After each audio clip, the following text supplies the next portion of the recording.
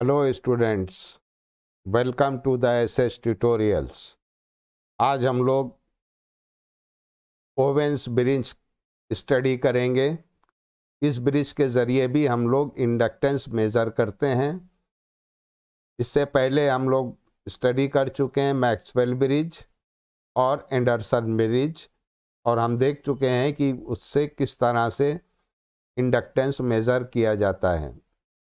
ये एक और ब्रिज है ओवेंस ब्रिज, जिसके ज़रिए, जिसकी मदद से, जिसकी हेल्प से इंडक्टेंस को नापा जाता है। तो चलिए आपके सामने स्क्रीन पे सबसे पहले सर्किट डायग्राम। सर्किट आपके सामने बना हुआ है। R1 जो है वो रेजिस्टेंस है, इंडक्टेंस L1 का, ये L1 है। तो आप देख रहे हैं ए बी ब्रांच में एक इंडक्टेंस कनेक्ट है, इंडक्टर कनेक्ट है, जिसका इंडक्टेंस है L1 और उसका अपना रेजिस्टेंस है R1। इस ए बी ब्रांच के अक्रॉस पोटेंशियल कितना है? E1।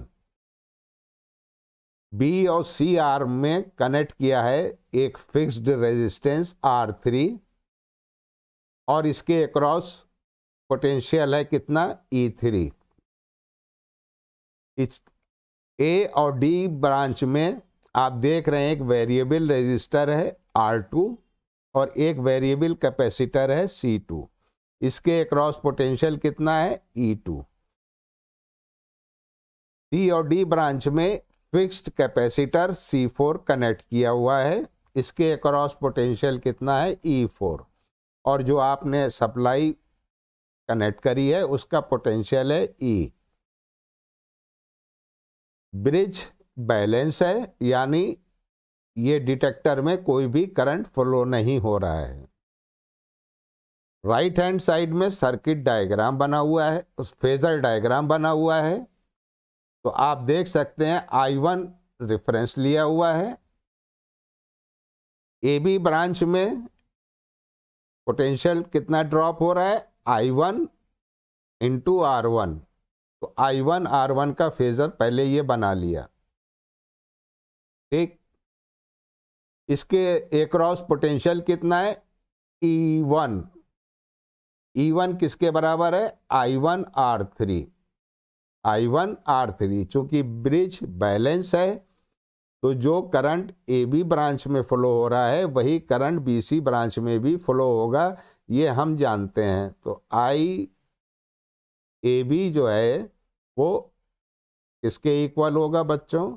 आई बी सी के। इसी तरह से I2 जो है वो किसके इक्वल होगा? I3 के। और I3 क्या? I2। यानी ए डी ब्रांच में जो करंट फ्लो हो रहा है, ए डी ब्रांच में जो करंट फ्लो हो रहा है वो किसके बराबर है? वो करंट आई डी सी के बराबर है। ये बैलेंस कंडीशन में हम जानते हैं। वही यहाँ पे दिखाया है कि E1 क्या चीज़ है? I1 into R3। ये एक फेजर ड्रॉ कर लिया। फिर देखिए इंडक्टेंस है L1 और हमें पता है इंडक्टेंस जो में करंट लैग करता है वोल्टेज से। तो एक फेजर ये 90 डिग्री पे बना दिया। ये आ गया आपका I1 ओमेगा L1, ठीक है ना, इम्पीडेंस आ गया।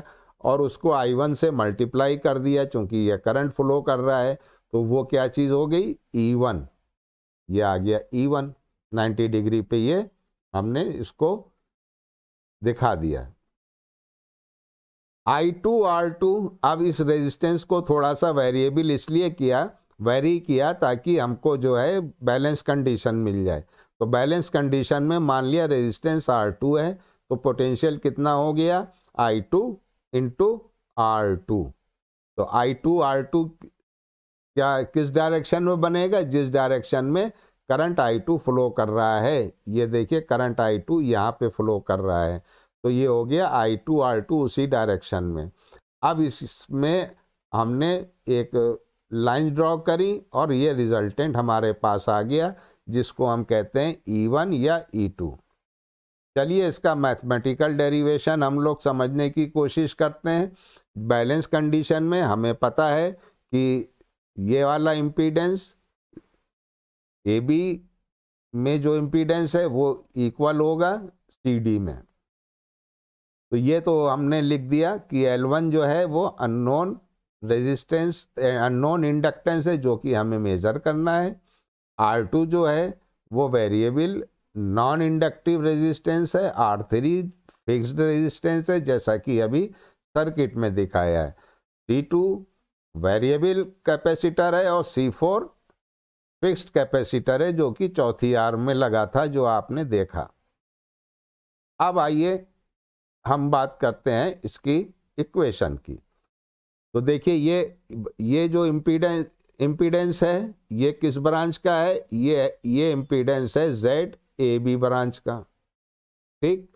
और ये जो है इम्पीडेंस किसका है? ये अपोजिट साइड जिसमें सिर्फ कैपेसिटर, फिक्स्ड कैपेसिटर लगा था, ठीक है। यानी सी इम्पीडेंस ऑफ CD। देखिए सर्किट में, देखिए फिर से आपको दिखाते हैं। तो ये वाला इम्पीडेंस मान लीजिए Z1 है और ये वाला इम्पीडेंस मान लीजिए Z4 है। तो इन दोनों का मल्टीप्लिकेशन किसके बराबर होगा? Z3 के और Z2 के। ये हम जानते हैं कि बैलेंस कंडीशन में क्या होगा कि Z1 Z4 is equal to Z2 Z3, ठीक। इतनी बात समझ में आ गई? बस अब Z1 की वैल्यू क्या हो गई? R1, Z1 क्या हुआ? R1 plus J omega L1, ठीक। Z4 की वैल्यू क्या हो गई? 1 अपॉन J ओमेगा C, हमें पता है। इन दोनों को मल्टीप्लाई किया, यहाँ पे यही किया है, देखिए ये देखिए दोनों को मल्टीप्लाई किया है। ये बराबर हो गया दूसरी आर्म का मल्टीप्लिकेशन। एक में सिर्फ रेजिस्टेंस था R3 फिक्स्ड, दूसरे में वेरिएबल रेजिस्टेंस और कैपेसिटेंस था वेरिएबल। तो ये आपका वो आ गया। अब आपने इसको क्या किया? सिंप्लीफाई किया, यानी मल्टीप्लाई कर दिया, ब्रैकेट्स हटा दिए, तो आपके पास ये इक्वेशन आ गई। जब ब्रैकेट्स हटाएंगे तो R3 R2 से मल्टीप्लाई हो जाएगा, R3 1 upon J omega C2 से मल्टीप्लाई हो जाएगा। इसी तरह से यहाँ R1 इससे मल्टीप्लाई हो गया और J ओमेगा L1 इससे मल्टीप्लाई हो गया। अब इस रियल और इमेजिनरी पार्ट हमको अलग अलग करना है। तो अलग अलग करने के लिए यहाँ पे J से ऊपर मल्टीप्लाई किया, J से नीचे मल्टीप्लाई कर दिया, ठीक है। अब इसमें तो कोई बात ही नहीं है। ये ओमेगा J ओमेगा और J ओमेगा कैंसिल हो जाएगा, यानी ये वाला J ओमेगा और ये J ओमेगा तो कैंसिल हो गया। यहाँ पे जब J और J से मल्टीप्लाई किया तो ये आया minus J R1 upon J omega C4, ठीक है। तो सॉरी, ये वाला J तो गायब हो जाना चाहिए, ये वाला J तो गायब हो जाना चाहिए। ये गलत टाइपो मिस्टेक है, क्योंकि हम जानते हैं कि J square is equal to -1, ठीक। तो जब J और J नीचे डिनोमिनेटर में मल्टीप्लाई होगा तो ये माइनस साइन आ गया, ऊपर वाला J एज इट इज रहेगा। तो R1 upon omega C4 L1 upon C4, यहाँ पे ये आ गया। अब रियल और इमेजिनरी पार्ट को इक्वेट किया तो देखिए रियल पार्ट तो हमारा ये वाला है और ये वाला है, यानी L1 upon C4 is equal to R2 into R3। तो यहाँ से हमने इंडक्टेंस की वैल्यू निकाल ली, तो हमारे पास L1 की वैल्यू आ गई, यानी जो हमको इंडक्टेंस मेज़र करना था उसका एक्सप्रेशन क्या आया? R2 R3 और C4 का मल्टीप्लिकेशन। तो इस तरह से हम अननोन इंडक्टेंस को मेज़र कर सकते हैं in terms of resistance and capacitance. अब इमेजिनरी टर्म्स को आप इक्वेट कीजिए। तो इमेजिनरी टर्म्स क्या क्या हैं? इमेजिनरी टर्म्स आपके हैं R1 अपॉन ओमेगा C4 ठीक, इसको आप इक्वेट कीजिए। तो जब आपने इसको इक्वेट किया तो आपके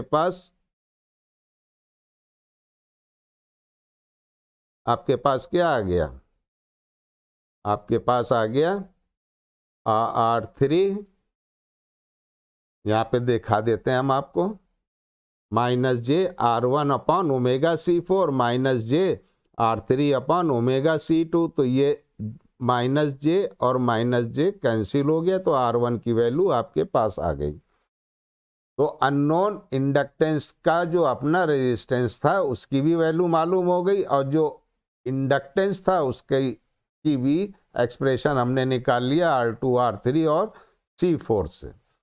ठीक है, तो इसकी सबसे बड़ी एडवांटेज ये है कि बैलेंस कंडीशन पे इसका मैथमेटिकल डेरिवेशन जो है वो बहुत इजी है। और आप देखिए R1 में भी और L1 में भी कहीं पे भी फ्रीक्वेंसी का टर्म नहीं है, यानी ओमेगा का टर्म नहीं है। तो कॉम्प्लिकेशन हमारा और ख़त्म हो गया, यानी इक्वेशन हमारी बहुत सिंपल हो गई। तो इस ब्रिज की दूसरी ख़ास बात क्या है, दूसरी एडवांटेज क्या है कि हम ज़्यादा से ज़्यादा वैल्यू का इंडक्टेंस इसमें मेज़र कर सकते हैं। अब चूंकि इसमें वेरिएबल कैपेसिटर नहीं है तो ये एक्सपेंसिव भी नहीं है, कॉस्टली भी नहीं है, क्योंकि वेरिएबल कैपेसिटर जो है वो कॉस्टली होता है। तो आपने देखा कि R1 का जो एक्सप्रेशन है इसमें भी ओमेगा नहीं है, और जो L1 का एक्सप्रेशन है उसमें भी ओमेगा नहीं है। तो ये तो था मेथड ओवेन्स ब्रिज का, जिसके ज़रिए हम लोग मेज़र करते हैं इंडक्टेंस। तो उम्मीद है कि आपको क्लियर हो गया होगा, समझ में आ गया होगा। मैथमेटिकल अप्रोच की प्रैक्टिस कीजिए, और अगर कोई क्वेरी है तो कमेंट बॉक्स में ज़रूर बताइए। वीडियो को लाइक और शेयर करना ना भूलिएगा, चैनल को सब्सक्राइब कीजिए। उम्मीद है कि आपको वीडियो ज़रूर पसंद आया होगा, और चैनल को सब्सक्राइब करिए, हम लोग को उससे मोटिवेशन मिलता है। Thank you very much for watching this video.